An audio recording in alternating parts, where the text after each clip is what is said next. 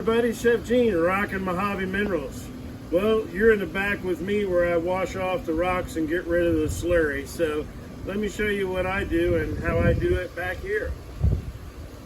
All right, let me show you my setup. So here in this bucket, I have old slurry that's all dried up and ready to get thrown away in the dumpster. Extra buckets if I'm turning extra product in the barrels and the tumblers. And then right here is my slurry bucket. So right now, there's not a whole lot of slurry in here, but here's what I do. I learned this from another YouTuber. His name's Rob. He has Michigan Rocks, and he sunk something similar to this out in his backyard where his house is. So this is just an old vacuum metal barrel that I sunk way down in the ground, and then I put those small holes in it. And out here in Southern California, it doesn't take long for that to drain. And then I've just got this on here to keep the various critters out of it. And let me show you how I do my rocks now. All right, so I've got my barrel here. It's all set, ready. Just took it off the tumbler, barrel number 1. And then a couple weeks ago, I was showing you how I put those pieces of the barrel when I cut them in size and to glue them together in the bottom. So this one finally wore through. I can see my hand going through the bottom of the barrel. It's like paper thin right now, but basically it broke right through there, and this stuff is thick. So dead barrel. I'll probably trim it here, buy a new bottom, size the bottom, and make another 5-pounder. So over top of my 5-gallon bucket, I put this over top of that screen, and then just unscrew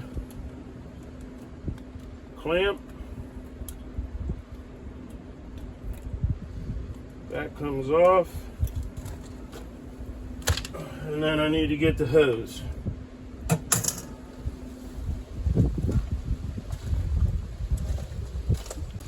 Okay, barrel number 1.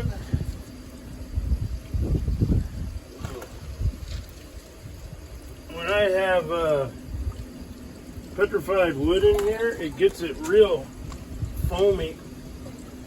I guess it's the organic matter from the petrified wood. So let me get that out of the top in the slurry bottle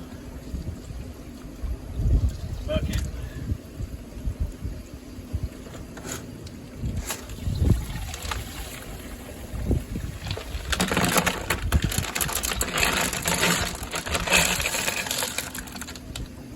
That barrel holds a lot.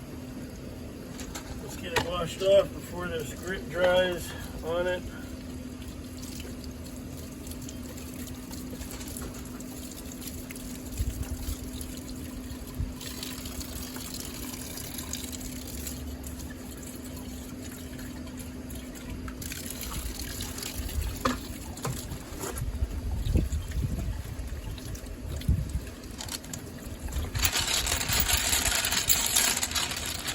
So this stuff was in the bucket for the tumbler for 7 days.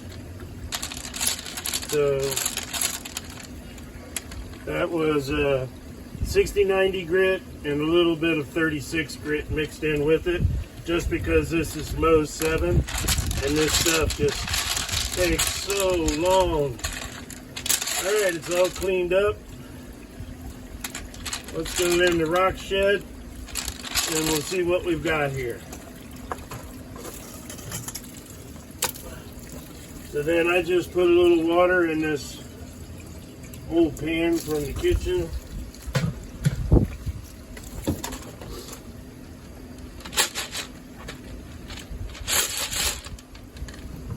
Dump the rocks into that.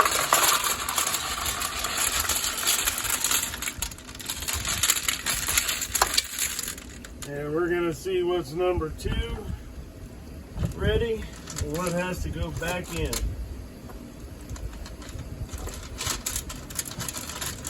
All right, we're back in my tumble shed. I wet these up a little bit so you can see the shine. This is a 10-pound barrel that we just emptied. This is a piece of petrified wood. It's from the outside near the bark, and I thought it would look really good. It was solid, so yeah, but not ready yet. Still has a bunch of dents and dings, so that's going back in the tumble barrel. So let me just run through some of this stuff, and you'll see what I've got. It's one of those darker pieces of chalcedony, not the golden, but it's more of a gray color. This one I thought was fun. I couldn't even tell what it is other than I knew that it was agate of some sort. It's got these cool looking eyes. I don't know if they're going to disappear by the time I get it in finished. That's got, I don't know, 4 months. So, nice piece of jasper. Not totally full on red jasper. It's got a little bit of inclusions in it. That's good.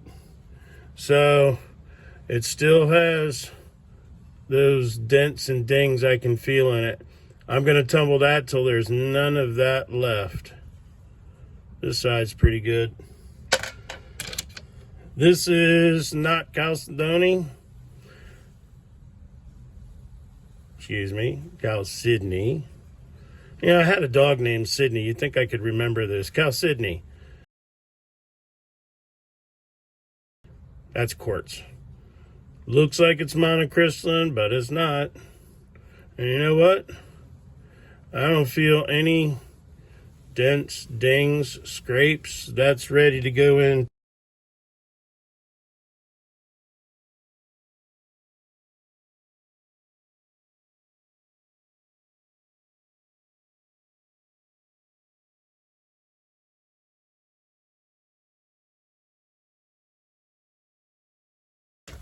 Ah, here's one.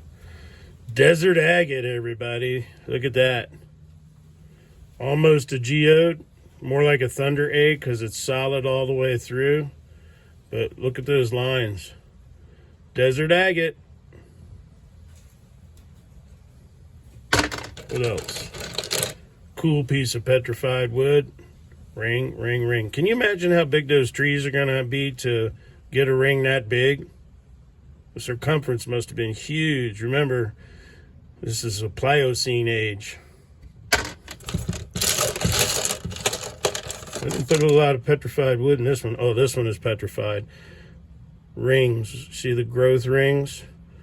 The redness is usually, I've been told, from leftover sap that's crystallized in there, and that's what I'm looking for in my color. So, kind of a weird one how it broke off the tree. You don't usually see them in a diagonal pattern like that.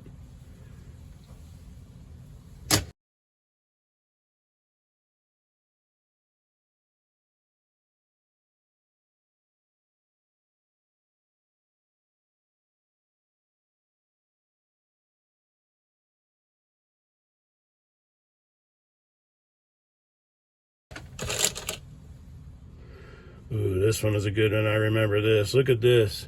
You don't come across yellow chalcedony that often, but this one is yellow, and it actually has lines in it. And this one might be, shoot, I still have a piece there. Okay, so on my last outing, I was looking for the golden amber nuggets of chalcedony. This is one of them that I put in. It is ready to take to step number 2. That crack in there, I can't feel it at all, but that, I have a whole jar of this stuff. Can't wait till it's done. Bucket 2.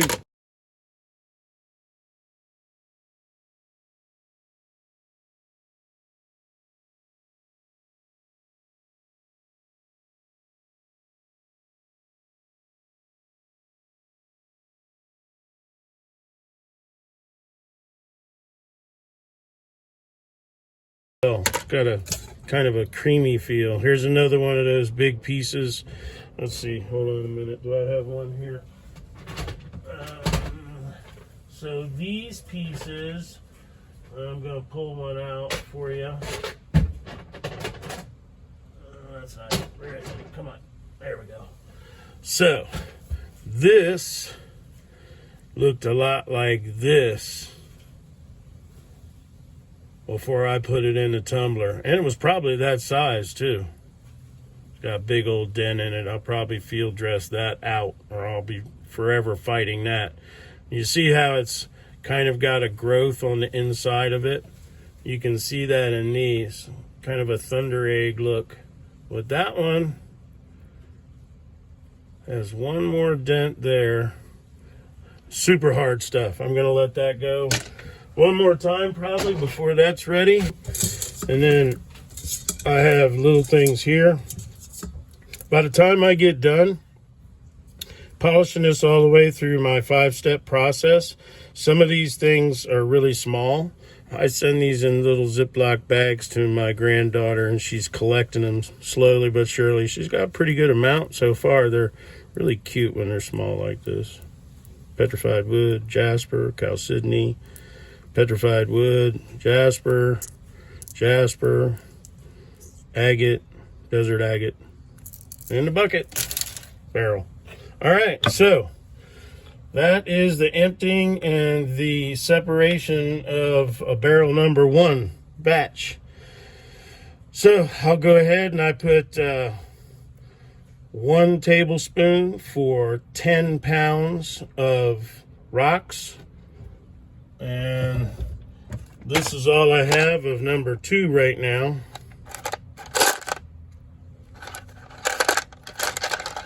Got that crack filled in on that piece of petrified wood. Cracked through the piece of wood before it petrified. Filled in silica. And then these are just really large ones. I'll try to do all this stuff together. There's one that's halfway done. See the pits on it? I don't know how much will be left when that's done, but they're fun. I have a big old box full of these clear ones.